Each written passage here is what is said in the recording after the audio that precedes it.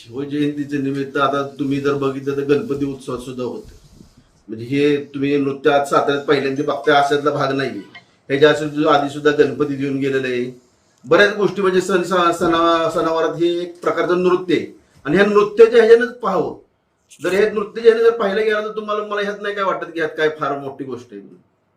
तर दृष्टिकोन थोडासा ह्याचा करमणुकीचा असेल तर ह्यात काय प्रॉब्लेम नाही असं मला वाटतं.